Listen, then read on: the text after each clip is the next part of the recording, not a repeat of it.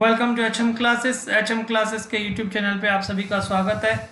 आज हम देखने जा रहे हैं BCom part first one day course annual examination 2022। इसमें हम जो सब्जेक्ट देखने जा रहे हैं वो है बिजनेस लॉ। और एक बार एग्ज़ाम देने से पहले इन क्वेश्चंस को 100% देख के जाइए, क्योंकि इसमें से बाहर आपका पेपर नहीं जाएगा।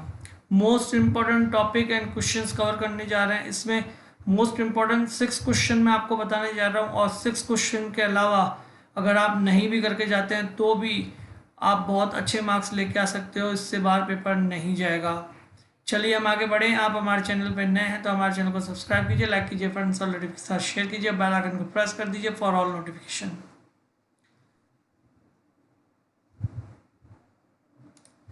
सबसे पहले मैं आपको बताना चाहता हूँ, पहले मैं आपको इम्पोर्टेंट टॉपिक बताने जा रहा हूँ। अगर जो भी कैंडिडेट बहुत अच्छी तरह से पढ़े हुए हैं तो वो इन टॉपिक पर एक बार अच्छी तरह से रीड करके और अच्छी तरह से बना के जाएंगे तो 100% उनको क्वेश्चंस की भी ज़रूरत नहीं पड़ेगी।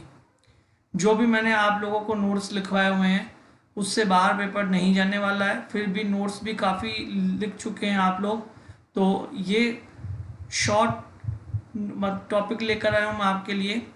इससे बाहर जिसमें 9 टॉपिक कवर कर रहा हूँ उसमें, और ये 9 टॉपिक में इससे बाहर पेपर आपका नहीं जाने वाला है। इस बुक की अगर बात करें तो लगभग इसमें 40 या 40+ लेसन है। उसमें से केवल 9 टॉपिक को मैं कवर कर रहा हूँ। पहला जो टॉपिक है इसमें contract act 1872 meaning and capacity to contract, यह आपको 100% करके जाना है। इस पर एक क्वेश्चन 100% बनने वाला है। दूसरा है फ्री कंसर्न की फ्री कंसर्न जो होती है स्वतंत्र सहमति। स्वतंत्र सहमति किस प्रकार से होती है आप सभी जानते हैं कि इसमें 5 बातों की बात की गई है: उत्पीड़न, अनुचित प्रभाव, कपट, मिथ्या वर्णन और भूल या गलती। इसके अंदर फ्री कंसर्न में 5 चीज़ों से अगर ये इफेक्ट नहीं करता है तो वो कॉन्ट्रैक्ट फ्री कंसर्न होता है। इसको देख कर जाना है। उसके बाद void agreement and voidable agreement, ये दोनों चीज़ें देखने जानी है। एक व्यर्थ अनुबंध होते हैं और एक व्यर्थनीय अनुबंध होते हैं। व्यर्थनीय अनुबंध वो होते हैं जो पीड़ित पक्षकार की इच्छा पर वो परिवर्तनीय होते हैं। वो चाहे तो कॉन्ट्रैक्ट को लीगल मान सकते हैं, वो चाहे तो कॉन्ट्रैक्ट को लीगल नहीं मान सकते हैं। फिर हम बात करते हैं, ये 3 टॉपिक मैं आपको कॉन्ट्रैक्ट एक्ट 1872 में बता दिए हैं। अब मैं बात कर रहा हूँ contract of sale of goods act 1930। इसमें जो मोस्ट इम्पॉर्टेंट चीज़ है वो आप 100% देख के जाइए कि कंडीशन एंड वारंटी में डिफरेंस, और कंडीशंस क्या होती है, वारंटी क्या होती है। हिंदी में एक हानि रक्षा करके वारंटी जो है ना, वो हानि रक्षा के हिसाब से भी यूज़ किया हुआ है, तो आप यहाँ पर कंफ्यूज मत होना। हानि रक्षा और वारंटी ही है, तो वहाँ पर आप कंफ्यूज मत होना। और एक अनपेड सेलर, यानी ऐसा सेलर जिसको अपनी पेमेंट नहीं मिली है, वो अनपेड सेलर कहलाते हैं। ये 2 टॉपिक आज इस वाले टॉपिक में से देख कर जाने हैं आपको। और जो कैंडिडेट 9 से भी कम चाहते हैं तो आप देख लीजिए, मैं आपको वो भी बता दूंगा, आपको 4-5 टॉपिक भी बता दूंगा। यानी कोई ऐसा भी स्टूडेंट है जो चाहता है और कम हो 9 टॉपिक से, तो ये 9 टॉपिक कंप्लीट होने के बाद मैं आपको मोस्ट इम्पॉर्टेंट 4 से 5 टॉपिक बताने जा रहा हूँ।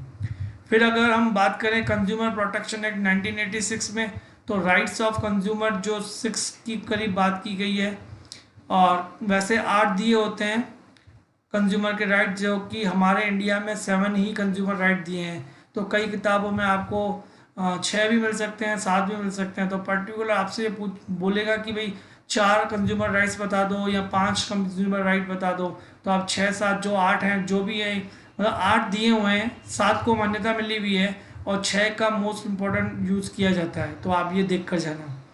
फिर हम difference among district form, state और नेशनल कमीशन, इन तीनों का एक डिफरेंस देख के जाना। 2 पेज का करीब है, तीनों ही इसमें कवर हो जाएंगे।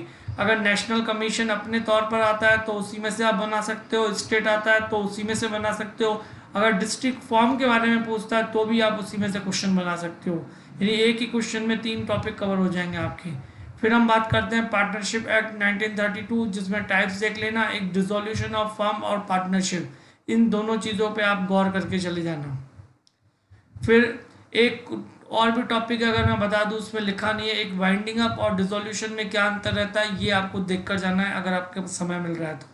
फिर एक टॉपिक है नेगोशिएबल इंस्ट्रूमेंट एक्ट 1881, इसमें bill of exchange, promissory note और चेक, इस तीनों का एक बार अंतर देख ले जाएंगे तो आपको तीनों टॉपिक एक ही क्वेश्चन में आपके कवर हो जाएंगे। अब मैं बात कर रहा हूँ उन कैंडिडेट के, उन अभ्यर्थियों के लिए जो चाहते हैं कि 9 टॉपिक भी नहीं, मैं 4 और 5 टॉपिक पढ़ना चाहता हूँ। तो 4 या 5 टॉपिक पढ़ने वाले एक बार फिर से नोटिस कर लें, आपको देख के जाना है meaning and capacity to contract, एक void agreement and voidable agreement, second, तीसरा condition and warranty and paid seller, third, fourth right of consumer और स्टेट डिस्क्रिप्ट फॉर्म स्टेट और नेशनल, फोर्थ, और फिफ्थ आप ये कर सकते हैं सीधे 9 वाला topic bill of exchange and promise note और चेक। यानी जो कैंडिडेट कम पढ़ना चाहते हैं वो 5 टॉपिक जो मेन बता देता हूँ उन चीज़ों पे आप गौर कर लेना। एक इसको देख लेना, फर्स्ट वाले टॉपिक को देख लेना, थर्ड वाले को देख लेना, फिफ्थ वाले को आप देख लेना, और राइट ऑफ कंज्यूमर देख लेना, और बिल ऑफ एक्सचेंज हो जाना। ये 5 टॉपिक भी आप देखेंगे तो भी आपका 100% पेपर हो जाएगा। अब मैं बात करता हूँ क्वेश्चंस की कि आपको कौन से क्वेश्चन आपको लग रहे हैं कि मोस्ट इम्पोर्टेंट। आज मैं इंग्लिश में लिख कर आया हूँ, कल भी जो वीडियो बनाया था तो स्टूडेंट्स कह रहे थे कि सर हिंदी नहीं हमें इंग्लिश चाहिए, तो इस बार मैं इंग्लिश में कवर कर रहा हूँ। अगर आप हिंदी मीडियम है तो आप इसको ट्रांसलेट कर सकते हैं, मैं एक बार फिर भी आपको बता दूंगा। मोस्ट इम्पॉर्टेंट क्वेश्चंस में भी मैं आपको 7 क्वेश्चन बताने जा रहा हूँ जो मोस्ट इम्पॉर्टेंट है। अगर 2 क्वेश्चन अगर आपके पास एडिशनल टाइम मिल रहा है तो आप देख सकते हैं, और नहीं तो आप इन्हें छोड़ भी सकते हैं।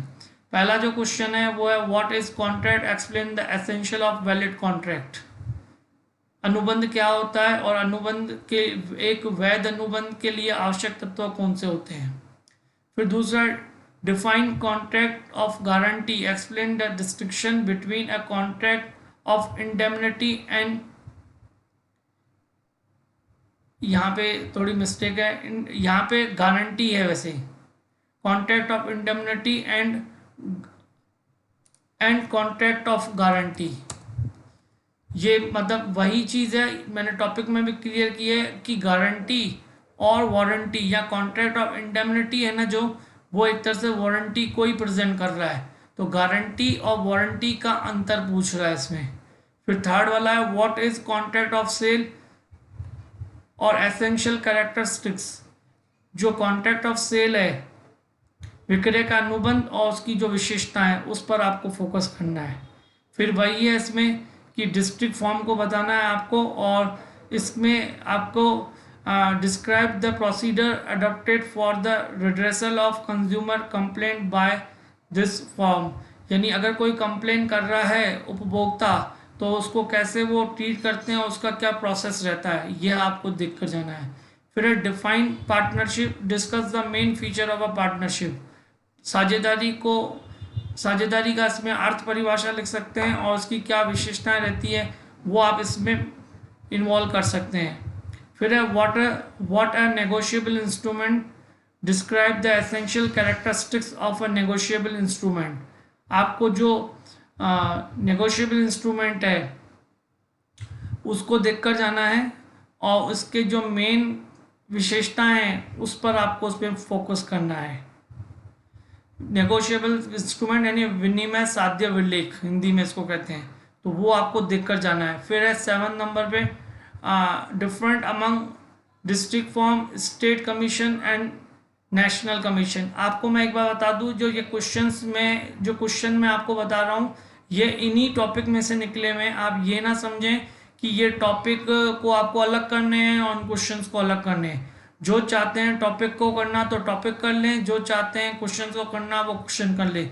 इन दोनों चीज़ों में से आपको एक ही करके जाना है, या 7 क्वेश्चंस करने हैं या इसमें से 9 टॉपिक, या जो मैंने आपको 5 टॉपिक बताए वो करके जाने हैं। उसके अलावा आपको कुछ भी नहीं करना है। 2 क्वेश्चन एडिशनल है कि वॉइड एग्रीमेंट क्या होता है और इसके जो various agreement that has expressly declare to be void under the Indian contract, यानी व्यर्थ अनुबंध क्या होते हैं और जो अनुबंध अधिनियम की जो धाराएं हैं उसके हिसाब से कौन से अनुबंधों को पहले से ही व्यर्थ घोषित कर रखा है, ये भी मैंने आपको करवा रखा है कि जैसे कि जो भी हैं कि व्यापार में रुकावट डालने वाले जो अनुबंध होते हैं, जो उसके अलावा बहुत सारे हैं, बाजी के ठहराव से संबंधित हैं।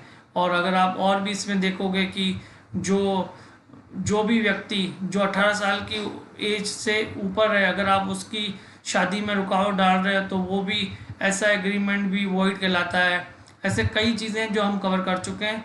फिर है what is mean by unpaid seller, यानी ऐसा सेलर जिसको अपनी पेमेंट नहीं मिली है, तो उस अनपेड सेलर के क्या राइट्स हैं, उसके क्या अधिकार हैं जिसको पेमेंट नहीं मिली है।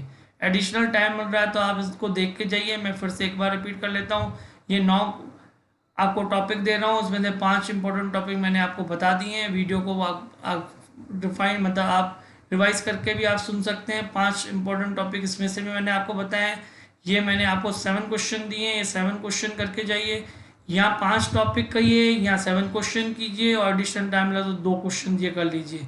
इसके अलावा कुछ नहीं है। दिखने में बहुत ज़्यादा लग रहा है, ये 1 डे कोर्स के ज़्यादा कुछ भी नहीं है। ये अभी हमने कवर किया है BCom part first business law वाला, मैनेजमेंट का जो सेकंड बुक है उसको कवर किया है। अब मैं नेक्स्ट जो टॉपिक करने जा रहा हूँ वो बीकॉम पार्ट सेकंड वालों के लिए करने जा रहा हूँ, और उसके बाद थर्ड, और उसके बाद जो समय मिलता है तो मैं आपके जो एडिशनल इसमें बीकॉम पार्ट फर्स्ट में जो भी हैं, जैसे कि आपके स्टैटिक्स है और दूसरा आपका जो भी मतलब अकाउंटेंसी और ईएफएम के जो 2 सब्जेक्ट 4 सब्जेक्ट टोटल और हैं, तो मुझे जैसे ही समय मिलता है मैं आपको उसमें और आपको बता दूंगा। अगर आप इन टॉपिक में से कोई ऐसा टॉपिक है जो आपको नहीं समझ में आ रहा है तो आप मुझे मैसेज कर दीजिए, मैं उस पर भी बहुत शॉर्ट वीडियो लेकर मैं आपको पूरा समझा दूंगा। ये वीडियो आप जिस भी कैंडिडेट मतलब जिसको भी आप जानते हैं जो बीकॉम पार्ट फर्स्ट में है उसको शेयर कर लीजिए। ये बहुत इंपॉर्टेंट क्वेश्चन मैं लेके आया हूँ।